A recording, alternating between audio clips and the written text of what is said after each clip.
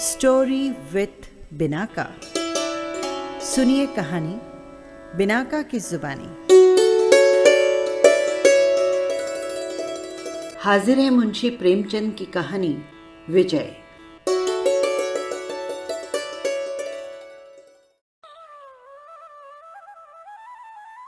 शहजादा मसरूर की शादी मलका मखमूर से हुई और दोनों आराम से जिंदगी बसर करने लगे। मसरूर ढोर चराता, खेत जोतता, मखमूर खाना पकाती और चरखा चलाती। दोनों तालाब के किनारे बैठे हुए मछलियों का तैरना देखते, लहरों से खेलते, बगीचे में जाकर चिड़ियों के चहचहे सुनते और फूलों के हार बनाते। न कोई फिक्र थी, न कोई चिंता। लेकिन बहुत दिन न गुजरने पाए थे, उनके जीवन में एक परिवर्तन आया। दरबार के सदस्यों में बुल हसन खां नाम का एक फसादी आदमी था। शाह मसरूम ने उसे नज़रबंद कर रखा था। वो धीरे धीरे मलका मखमूर के मिजाज में इतना दाखिल हो गया कि मलका उसके मशवरे के बगैर काम न करती। उसने मलका के लिए एक हवाई जहाज़ बनाया जो महज इशारे से चलता था।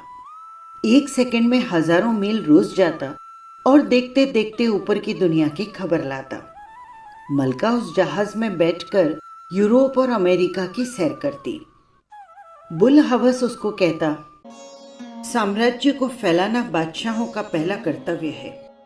आप इस लंबी चौड़ी दुनिया पर कब्जा कीजिए, व्यापार के साधन बढ़ाइए, छिपी हुई दौलत निकालिए, फौजें खड़ी कीजिए, उसके लिए अस्त्र शस्त्र जुटाइए। दुनिया हौसलामंदों के लिए है। उन्हीं के कारनामे, उन्हीं की जीतें याद की जाती है। मलका उसकी बातों को खूब कान लगाकर सुनती। उसके दिल में हौसलों का जोश उमड़ने लगता, यहाँ तक कि अपना सरल संतोषी जीवन उसे रूखा और फीका मालूम होने लगा। मगर शाह मसरूर संतोष का पुतला था। उसकी जिंदगी में वो मुबारक लम्हे होते जब वो एकांत के कुंज में चुपचाप बैठकर जीवन और उसके कारणों पर विचार करता और उसकी विराटता और आश्चर्यों को देखकर श्रद्धा के भाव से चीख उठता। आह, मेरी हस्ती कितनी नाचीज है। उसे मलका के मंसूबों और हौसलों से जरा भी दिलचस्पी न थी। नतीजा ये हुआ कि आपस के प्यार और सच्चाई की जगह संदेह पैदा हो गए। दरबारियों में गिरोह बनने लगे। जीवन का संतोष विदा हो गया।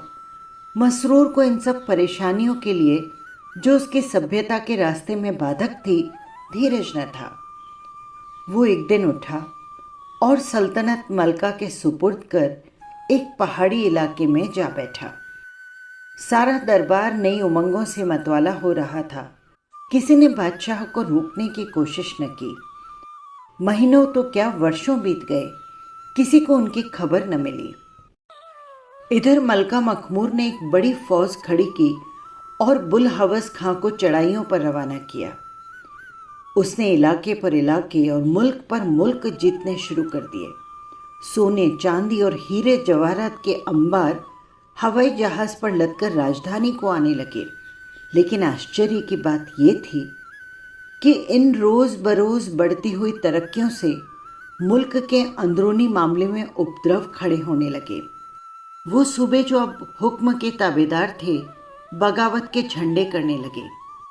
कर्ण सिंह बुंदेला एक फौज लेकर चढ़ाया, मगर अजब की फौज थी। न कोई हरबे हथियार थे, न तोपे, न सिपाहियों के हाथ में बंदूक। उनके हाथ में थे तंबूरे और सारंगियां, बेले, सितार और ताउस। तोपों की धनगरज सदाओं के बदले तबले और मृदंग की कुमक थी। बम गोलों की जगह जल तरंग, ऑर्गन और ऑर्केस्ट्रा था। मलका ने समझा, आन की आन में इस फौज को तितर बितर करती हूं। लेकिन ज्यों ही उसकी फौज कर्ण सिंह के मुकाबले में रवाना हुई, लुभावने, आत्मा को शांति पहुंचाने वाले स्वरों की बाढ़ आ गई। मीठे और सुहाने गानों की बौछार हुई कि मलका की सेना पत्थर की मूर्तों की तरह आत्मविस्मृत होकर खड़ी रह गई। एक क्षण में सिपाहियों की आंखें नशे में डूबने लगी और वो हथेलियां बजा बजा कर नाचने लगे, सर हिला हिला कर उछलने लगे। फिर सब के सब बेजान लाश की तरह गिर पड़े। और सिर्फ सिपाही ही नहीं, राजधानी में भी जिसके कानों में ये आवाज गई वो बेहोश हो गया। सारे शहर में कोई जिंदा आदमी नजर न आता था। ऐसा मालूम होता था कि पत्थर की मूर्तियों का तिलस्म है। मलका अपने जहाज पर बैठी ये सारा करिश्मा देख रही थी। उसने जहाज नीचे उतारा कि देखूं तो सही क्या माजरा है, पर उन आवाजों के कान में पड़ते ही उसकी भी वही दशा हो गई। वो हवाई जहाज पर नाचने लगी और बेहोश होकर गिर पड़ी। जब कर्ण सिंह शाही महल के करीब जा पहुंचा और गाने बंद हो गए तो मलका की आंखें खुली जैसे किसी का नशा टूटा हो। उसने कहा, मैं वही गाने सुनूंगी, वही राग, वही आलाप, वही लुभाने वाला गीत। हाय, वो आवाजें कहाँ गई? कुछ परवाह नहीं, मेरा राज जाए पाट जाए, मैं तो वही राग सुनूंगी। सिपाहियों का भी नशा टूटा। उन्होंने उसके स्वर में स्वर मिलाकर कहा, हम भी वही गीत सुनेंगे, वही प्यारे प्यारे मोहक राग। बला से हम गिरफ्तार होंगे, गुलामी की बेड़ियां पहनेंगे, आज़ादी से हाथ धोएंगे, पर वही राग, वही तराने और वही धुनें सुनेंगे। सूबेदार लोचन दास को जब कर्ण सिंह की विजय का हाल मालूम हुआ तो उसने भी विद्रोह करने की ठानी। अपनी फौज लेकर राजधानी पर चढ़ दौड़ा। मलका ने अब की जान तोड़ मुकाबला करने की ठानी। सिपाहियों को खूब ललकारा और उन्हें लोचन दास के मुकाबले में खड़ा किया, मगर बाहरी हमलावन फौज। न कहीं सवार, न कहीं प्यादे, न तोप, न बंदूक, न हरबे, न हथियार। सिपाहियों की जगह सुंदर नर्तकियों के गोल थे और थिएटर के एक्टर। सवारों की जगह भांडों और बहरूपियों के गोल। मोर्चों की जगह तीतर और बटेरों के जोड़ छूटे हुए थे, तो बंदूक की जगह सर्कस और बायोस्कोप के खेमे खड़े थे। कहीं हीरे जवाहरात अपनी आबदाब दिखा रहे थे, तो कहीं तरह तरह के चरिंदों परिंदों की नुमाइशें खुली हुई थी। मैदान के एक हिस्से में धरती की अजीब अजीब चीजें, झरने और बर्फिस्तान चोटियां और बर्फ के पहाड़, पेरिस के बाजार, लंदन का एक्सचेंज या स्टन की मंडियां, अफ्रीका के जंगल, सहारा के रेगिस्तान, जापान की गुलकारियां, चीन के दरियाई शहर, दक्षिणी अमेरिका के आदमखोर काफ की परियां और ऐसे सैकड़ों विचित्र आकर्षक दृश्य चलते फिरते दिखाई पड़ते थे। मलिका की फौज ये नजारा देखते ही बेसुध होकर उसकी तरफ दौड़ी। किसी को सर पैर का ख्याल न रहा। लोगों ने बंदूकें फेंक दी, तलवारें और किरचें उतार फेंकी और बेतहाशा इन दृश्यों के चारों ओर जमा हो गए। कोई नाचने वालियों की मीठी अदाओं और नाजुक चलन पर दिल दे बैठा, कोई थिएटर के तमाशों पर रिझा। कुछ लोग तीतरों और बटेरों के जोड़े देखने लगे और सबके सब चित्र लिखित से मंत्र मुग्ध होकर खड़े रहे। मलका अपनी हवाई जहाज पर बैठी कभी थिएटर की तरफ जाती, कभी सर्कस की तरफ दौड़ती, यहां तक कि वो भी बेहोश हो गई। लोचन दास जब विजय करता हुआ शाही महल में दाखिल हो गया तो मलका की आंखें खुली। उसने कहा, हाय, वो तमाशे कहाँ गए? वो सुंदर सुंदर दृश्य, वो लुभावने दृश्य कहाँ गायब हो गए? मेरा राज जाए पाट जाए, लेकिन मैं ये सैर जरूर देखूंगी। मुझे आज मालूम हुआ कि जिंदगी में क्या क्या मजे हैं। सिपाही भी जागे। उन्होंने एक स्वर में कहा, हम वही सैर और तमाशे देखेंगे। हमें लड़ाई भिड़ाई से कुछ मतलब नहीं। हमको आजादी की परवाह नहीं। हम गुलाम होकर रहेंगे, पैरों की बेड़ियां पहनेंगे, पर इन दिल फरेबियों के बगैर नहीं जिएंगे। मलका को अपनी सल्तनत का ये हाल देखकर बहुत दुख हुआ। वो सोचती, क्या इसी तरह सारा देश मेरे हाथ से निकल जाएगा? अगर शाह मसरूम ने यूं किनारा न किया होता तो सल्तनत की ये हालत कभी न होती। क्या उन्हें ये कैफियतें मालूम न होंगी? यहाँ से दम दम की खबरें उनके पास आ जाती हैं, मगर जरा भी जुम्बिश नहीं करते। कितने बेरहम हैं। खैर, जो कुछ सर पे आएगी सह लूंगी, पर मैं उनकी मिन्नत ना करूंगी। लेकिन जब वो उन आकर्षक गानों को सुनती और दृश्यों को देखती तो ये दुखदायी विचार भूल जाते। उसे अपनी जिंदगी बहुत आनंद की मालूम होती। उधर बुलहवस खां ने लिखा, मैं दुश्मनों से घिर गया हूँ। नफरत अली और कीन खां और ज्वाला सिंह ने चारों तरफ से हमला शुरू कर दिया है। जब तक मेरे पास फौज न आए मैं मजबूर हूँ। पर मलका की फौज ये सैर और गाने छोड़कर जाने को राजी न होती थी। इतने में 2 सूबेदारों ने फिर बगावत की। मिर्जा शमीम और रसराज सिंह दोनों एक होकर राजधानी पर चढ़े।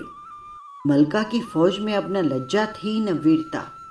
गाने बजाने और सैर तमाशे ने उन्हें आराम तलब बना दिया था। बड़ी बड़ी मुश्किलों से सज सजा कर मैदान में निकले दुश्मन की फौज इंतजार करती खड़ी थी। लेकिन न किसी के पास तलवार थी न बंदूक। सिपाहियों के हाथों में फूलों के गुलदस्ते थे, किसी के हाथ में इत्र की शीशियां, किसी के हाथ में गुलाब के फंवारे, कहीं लेवेंडर की बोतलें, कहीं मुश्क वगैरह की बहार। सारा मैदान इत्र की दुकान बना हुआ था। दूसरी तरफ रसराज की सेना थी। उन सिपाहियों के हाथों में सोने के तश्त थे और वे सब एक खान पोश से ढके हुए। किसी में बर्फी और मलाई थी, किसी में कोरमे और कबाब, किसी में खुरबानी और अंगूर, कहीं कश्मीर की नेमतें सजी हुई थी, कहीं इटली की चटनियों की बहार, तो कहीं पुर्तगाल और फ्रांस की शराब की शीशियां महक रही थी। मलका की फौज ये संजीवनी सुगंध सूंघते ही मतवाली हो गई। लोगों ने हथियार फेंक दिए और इन स्वादिष्ट पदार्थों की ओर दौड़े। कोई हलवे पर गिरा और कोई मलाई पर टूटा। किसी ने कोरमे और कबाब पर हाथ बढ़ाए तो कोई खुरबानी और अंगूर चखने लगा। कोई कश्मीर मुरब्बों की ओर लपका। सारी फौज भिखमंगों की तरह हाथ फैलाए ये नेमतें मांगती थी और बेहद चाव से खाती थी। एक एक कौर के लिए, एक एक चमचा फिरनी के लिए, एक एक शराब के प्याले के लिए खुशामतें करते, नाक रगड़ते, सजदे करते। यहाँ तक कि सारी फौज पर एक नशा छा गया। बेदम होकर गिर पड़ी। मलका भी इटली के मुरब्बों के सामने दामन फैला फैला कर मिन्नतें करती और कहती, सिर्फ एक लुकमा और एक प्याला दो और मेरा राज ले लो, पाठ ले लो, सब कुछ ले लो, लेकिन मुझे जी भर कर खा पी लेने दो। यहाँ तक कि वो भी बेहोश होकर गिर पड़ी। मलका की हालत बेहद दर्दनाक थी। उसकी सल्तनत का एक छोटा सा हिस्सा दुश्मनों के हाथ से बचा था। उसे एक दम के लिए भी इस गुलामी से निजात न मिलती। कर्ण सिंह के दरबार में हाजिर होती, कभी मिर्जा शमीम की खुशामद करती, इसके बगैर उसे चैन न आता। हाँ, जब कभी इस मुसाहिबी और जिल्लत से उसकी तबीयत थक जाती तो वो अकेले बैठकर घंटों रोती और चाहती कि जाकर शाह मसरूर को मना लाऊं। उसे यकीन था कि उनके आते ही बागी काफुर हो जाएंगे, पर एक ही क्षण में उसकी तबीयत बदल जाती। उसे अब किसी हालत में चैन न था। अभी तक बुलहवस खां की स्वामी भक्ति में फर्क न आया था, लेकिन जब उसने सल्तनत की कमजोरी देखी तो वो भी बगावत कर बैठा। उसकी आजमाई हुई फौज के मुकाबले में भला मलका की फौज क्या ठहरती। पहले ही हमले में कदम उखड़ गए। मलका खुद गिरफ्तार हो गई। बुलहवस खां ने उसे एक तस्लीमी कैद खाने में बंद कर दिया। जो सेवक था वो आज स्वामी बन बैठा। ये कैद खाना इतना लंबा चौड़ा था कि कैदी कितना ही भागने की कोशिश करे उसके 4 दीवारी से बाहर नहीं निकल सकता था। वहां संतरी और पहरेदार न थे, लेकिन वहां की हवा में एक खिंचाव था। मलका के पैरों में न बेड़ियां थी न हाथों में हथकड़ियां, लेकिन शरीर का अंग प्रत्यंग तारों से बंधा था। वो अपनी इच्छा से हिल भी न सकती थी। वो अब दिन के दिन बैठी हुई जमीन पर मिट्टी के घरौंदे बनाया करती और समझती कि ये महल है। तरह तरह के स्वांग भरती और समझती दुनिया मुझे देखकर लट्टू हो जाती है। पत्थर टुकड़ों से अपना शरीर गूंथ लेती और समझती अब हूरें भी मेरे सामने मात हैं। वो दरख्तों से पूछती, मैं कितनी खूबसूरत हूँ। शाखों पर बैठी चिड़ियाओं से पूछती, हीरे जवाहरात का ऐसा गुलिबंद क्या तुमने देखा है। मिट्टी की ठीकरों का अंबार लगाती और आसमान से पूछती, इतनी दौलत क्या तुमने देखी है कभी। मालूम नहीं इस हालत में कितने दिन गुजर गए। मिर्जा शमीम और लोचनदास हरदम उसे घेरे रहते। शायद वे उससे डरते थे, ऐसा न हो कि ये शाह मसरूम को कोई संदेश भेज दे। कैद में भी उस पर भरोसा न था। यहाँ तक कि मलका की तबीयत इस कैद से बेजार हो गई। वो निकल भागने की तरकीबें सोचने लगी। इसी हाल में एक दिन मलका बैठी सोच रही थी कि मैं क्या हो गई। जो मेरे इशारों के गुलाम थे अब वो मेरे मालिक हैं। मुझे जिस तरह चाहते हैं बिठाते हैं, जहाँ चाहते हैं घुमाते हैं। अफसोस मैंने शाह मसरूर का कहना न माना। ये सब उसी की सजा है। काश एक बार मुझे किसी तरह इस कैद से छुटकारा मिल जाए तो मैं चलकर उनके पैरों पर सिर रख देती और कहती, लौंडी की खता माफ कीजिए। मैं खून के आंसू रोती और उन्हें मना लाती और फिर कभी उनके हुक्म से इनकार न करती। मैंने इस नमक हराम बुल हवास खां की बातों में पड़कर उन्हें निर्वासित कर दिया। मेरी अक्ल कहाँ चली गई थी। ये सोचते सोचते मलका रोने लगी कि यकायक उसने देखा सामने एक खिले हुए मुखड़े वाला गंभीर पुरुष सादा कपड़े पहने खड़ा है। मलका ने आश्चर्यचकित होकर पूछा, कौन हैं आप? यहां मैंने आपको कभी नहीं देखा। हाँ, मैं कैद खाने में बहुत कम आता हूं। मेरा काम है कि जब कैदियों की तबीयत यहां से बेजार हो तो उन्हें यहां से निकलने में मदद दूं। आपका नाम? संतोख सिंह। क्या आप मुझे इस कैद से छुटकारा दिला सकते हैं? हाँ, मेरा तो काम ही यही है, लेकिन उसके लिए मेरी हिदायतों पर चलना पड़ेगा। मैं आपके हुक्म से जौ भर भी इधर उधर न करूंगी। खुदा के लिए मुझे यहां से जल्द निकालिए। मैं मरते दम तक आपकी शुक्रगुजार रहूंगी। आप कहाँ चलना चाहती हैं? मैं शाह मसरूम के पास जाना चाहती हूँ। क्या आप जानते हैं कि वो आजकल कहाँ हैं? हाँ, मालूम है। मैं उन्हीं का नौकर हूँ।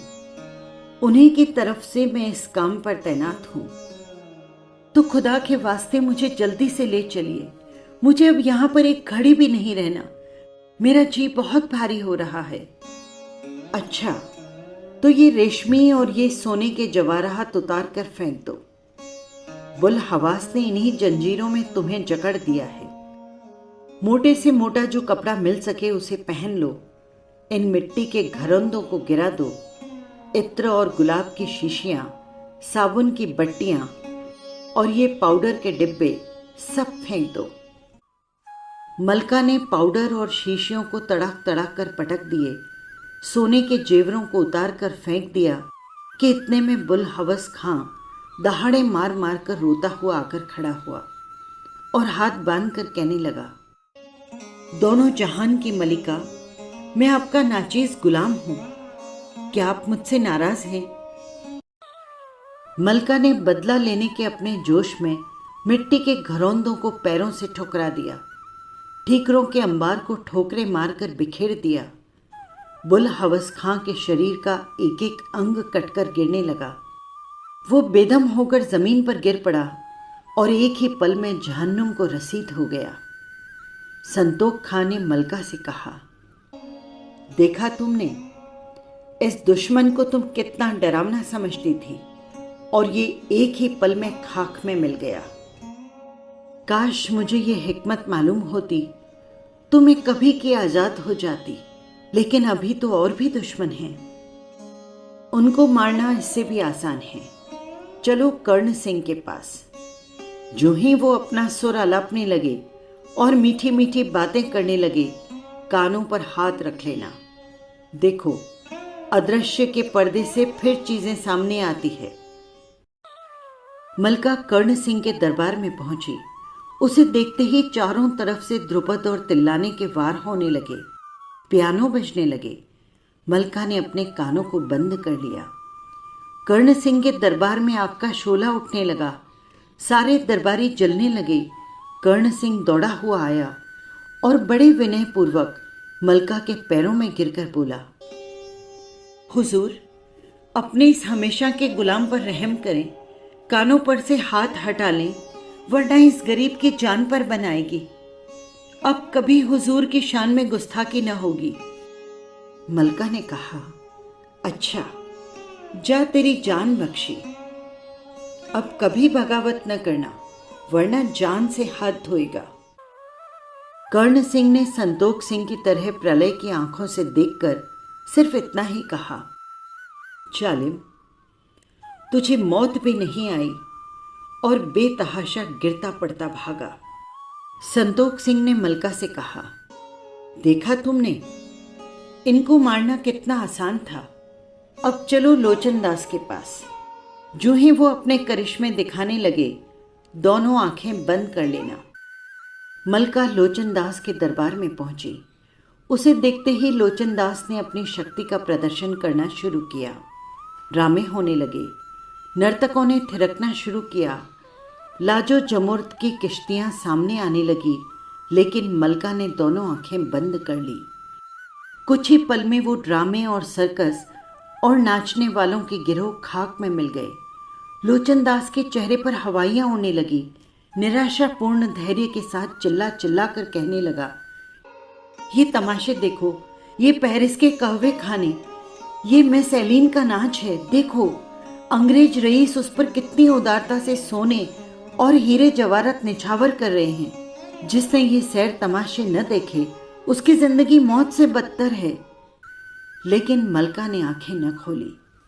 तब लोचन दास बदहवास और घबराया हुआ, बेहद दरख्त की तरह कांपता हुआ मलका के सामने आ खड़ा हुआ और हाथ जोड़कर बोला, हुजूर, आंखें खोलो, अपने इस गुलाम पर रहम करो, नहीं तो मेरी जान पर बन जाएगी। गुलाम की गुस्ताखियां माफ फरमाएं, अब ये बेअदबी न होगी। मलका ने कहा, अच्छा, जा तेरी भी जान बख्शी, लेकिन खबरदार, अब सर न उठाना, नहीं तो जहन्नुम रसीद कर दूंगी। लोचन दास ये सुनते ही गिरता पड़ता जान लेकर भागा। फिर घूमकर पीछे भी न देखा। संतोख सिंह ने मलका से कहा, अब चलो मिर्जा शमीम और रसराज के पास। वहां एक हाथ से नाक बंद कर लेना और दूसरे हाथ से खानों के तश्त को जमीन पर गिरा देना। मलका रसराज और शमीम के दरबार में पहुंची। उन्होंने जो संतोख को मलका के साथ देखा तो उनके होश उड़ गए। मिर्जा शमीम ने कस्तूरी और केसर की लपटें उड़ाना शुरू की। रसराज स्वादिष्ट खानों के तख्त सजा सजा कर मलका के सामने लाने लगा और उनकी तारीफ करने लगा।